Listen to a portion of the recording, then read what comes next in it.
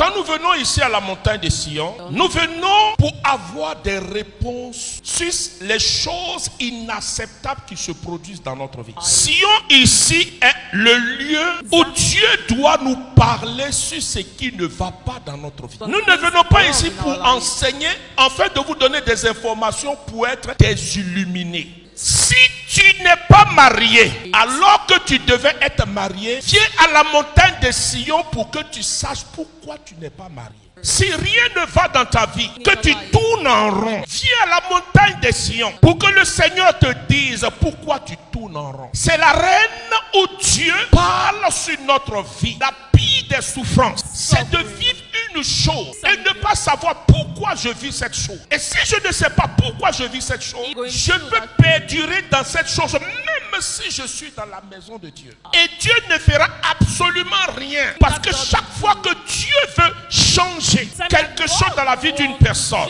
dans la vie de son peuple, il envoie toujours un prophète. Le prophète vient toujours pour dire et libérer ainsi dit le Seigneur, pour orienter le peuple dans une voie. Et si le peuple obéit à cette voie, il pourra sortir de ses tourments. Manassé a détourné l'oreille pour entendre la voix de Dieu. Voilà pourquoi Salomon dit dans Proverbes chapitre 28 verset 9, celui qui détourne l'oreille pour ne pas entendre la voix de Dieu, ses prières même sont une abomination devant la face de Dieu. Manassé a refusé d'écouter Dieu. Alors qu'est-ce qui va se passer? Ce qui ne devrait pas arriver est arrivé. Manassé fut envoyé en prison dans un pays étranger. Et dans cette souffrance de ce pays étranger, Manassé a compris qu'il devait invoquer le Seigneur. Parce que la Bible dit, dans la détresse, j'ai crié à l'Éternel et il m'a répondu.